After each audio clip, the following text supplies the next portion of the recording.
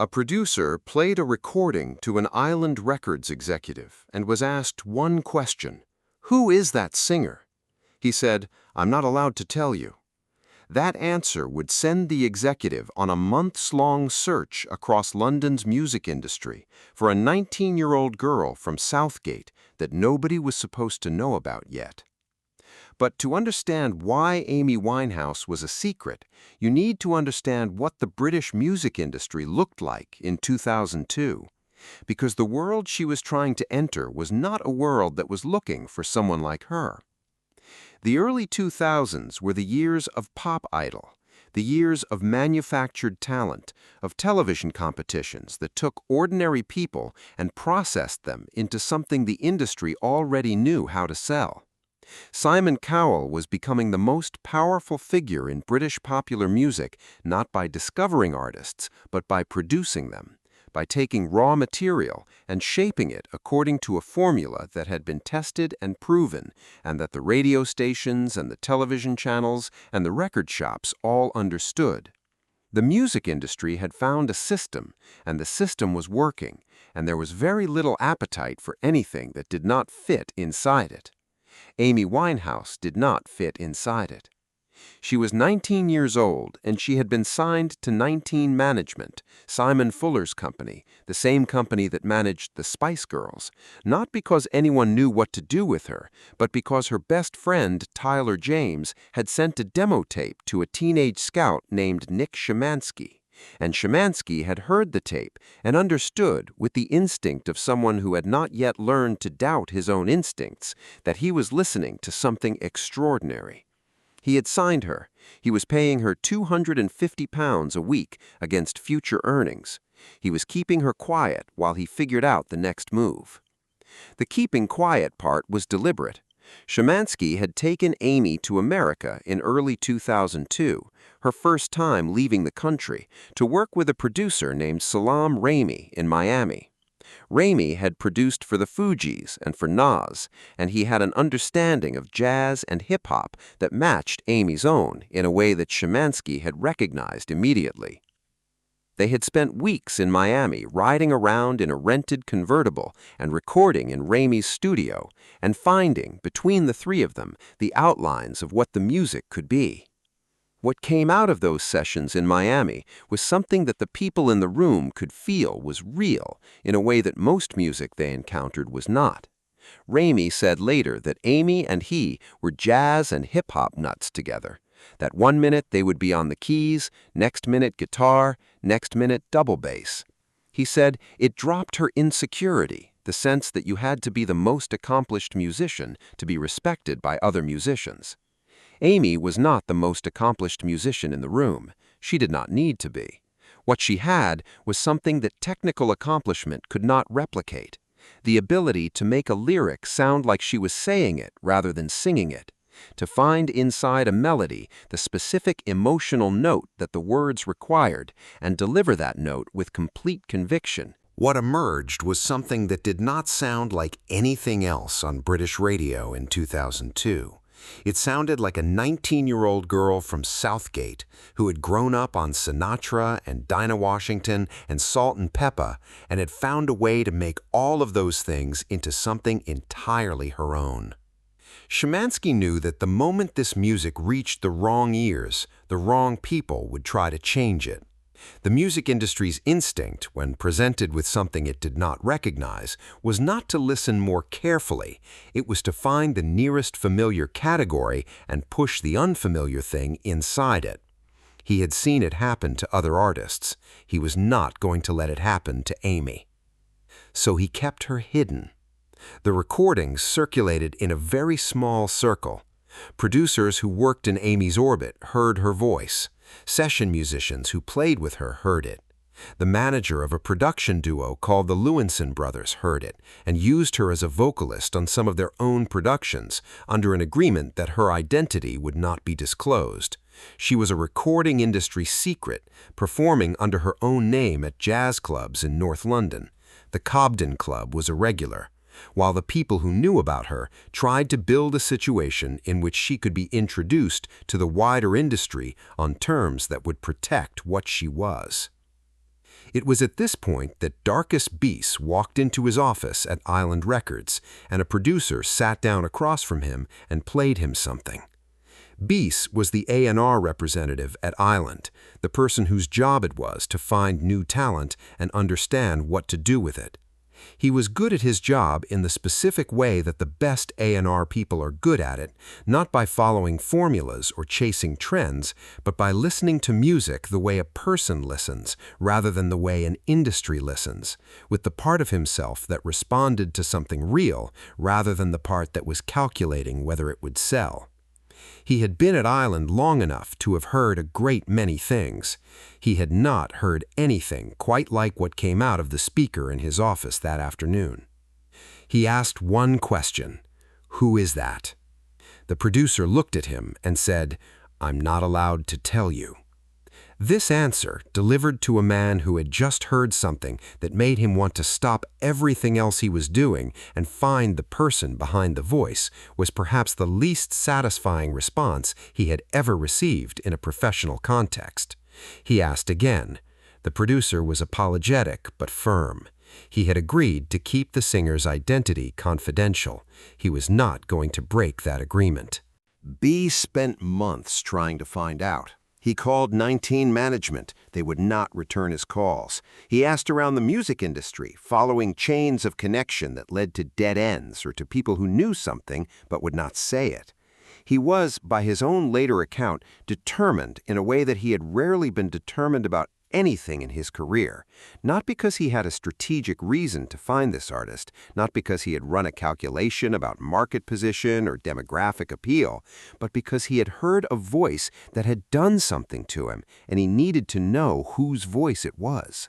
The months of searching had a particular quality that Bies described later with the combination of frustration and compulsion that characterizes the pursuit of something you cannot explain to anyone else. He knew what he had heard. He knew that what he had heard was significant. The problem was that knowing those things did not help him find the person, and the music industry, which operates on relationships and favors and the careful management of information, was not releasing what it knew. He tried every channel he had. He called producers. He called management companies. He asked musicians. He followed chains of connection that led to people who said they did not know anything or knew something they would not say. The mystery surrounding the singer, which had been deliberate, a strategy designed to protect her from premature exposure to an industry that might try to change her, was working exactly as intended. It was just working against the wrong person. He eventually found out through Felix Howard, a songwriter who had been working with the Sugababes and who knew Amy from the overlapping world of North London music. Howard played Bies some songs he had been working on that featured her. The name was Amy Winehouse. She was 19. She had already recorded a number of tracks with Salaam Remi and had signed a publishing deal with EMI, but she was not yet signed to a record label. Bies moved immediately. He introduced Amy to his boss, Nick Gatfield, the head of Island Records. Gatfield heard what Bies had heard. The enthusiasm was shared and it was immediate. But by the time Island was ready to make a formal offer, something had changed in the landscape. The secret had begun to leak. EMI and Virgin had both become aware of Amy Winehouse and were starting to make moves. What had been a carefully managed piece of confidential information was becoming a competition. Island won. Whether this was because of the strength of their offer or because of Darkus Bies' months of determined searching had given him a relationship with Amy's management that the other labels could not quickly replicate, the result was the same. Amy Winehouse signed to Island Records in 2002. She was 19 years old and she was being paid £250 a week, and she was, by the account of everyone who had encountered her music in any form, something that had not been seen before. What happened next in the Island Records head office is documented in footage that appears in Asif Kapadia's 2015 documentary. Bies had arranged for Amy to perform a live audition for the full company, not just for the executives who had already decided they wanted to sign her, but for the entire staff. His reasoning was simple and confident.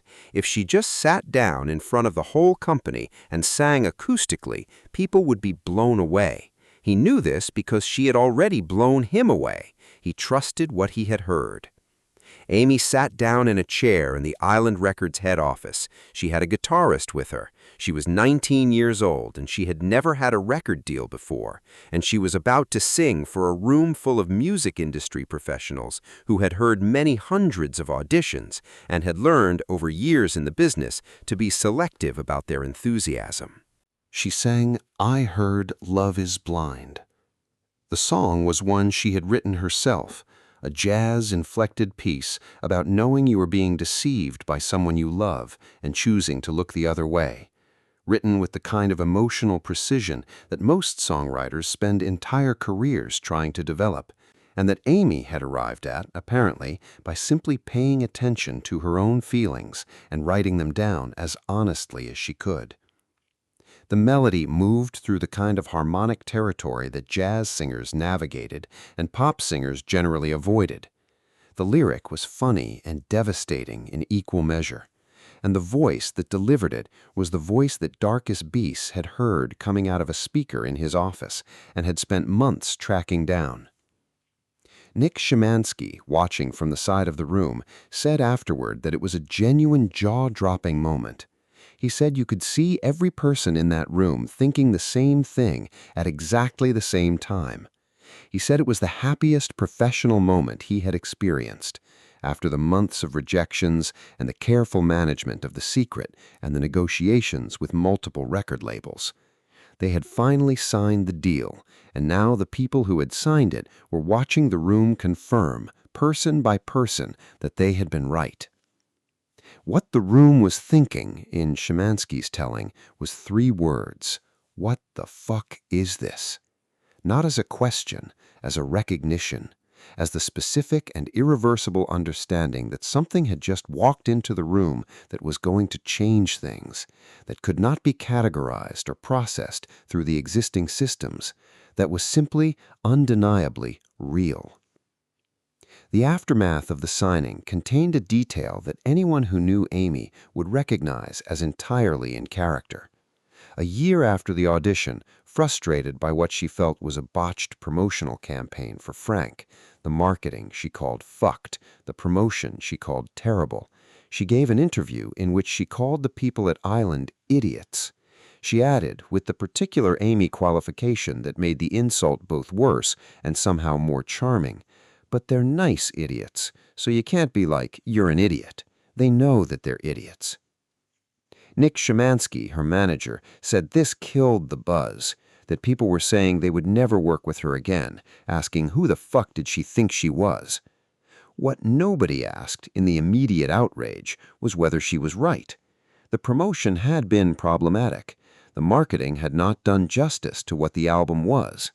Frank deserved better than it got commercially, and Amy, who had a directness that operated independently of strategic calculation, had simply said so in the most direct way available to her. She was 19 when she sat in that chair in the Island Records office and sang one song. She was 20 when she said exactly what she thought about the people who had signed her in the pages of a national magazine. Both of those moments were the same person. The voice and the honesty and the refusal to be something she was not, those things had always been the same thing. Amy Winehouse signed to Island Records in 2002 and released Frank in October 2003. The album won an Ivor Novello Award and was shortlisted for the Mercury Prize, and introduced her voice to anyone who was paying attention. It sold over 1 million copies in the United Kingdom and drew comparisons to Sarah Vaughan and Nina Simone and Erykah Badu from critics who were trying to locate her in a tradition and finding that the tradition kept expanding to accommodate her. 3 years later, she made Back to Black, and the room that had thought, "What the fuck is this?" when a 19-year-old girl sat down in a chair and sang one song, found out what it was. It was one of the greatest voices of the century, sitting in a chair in an office in London, waiting to be found.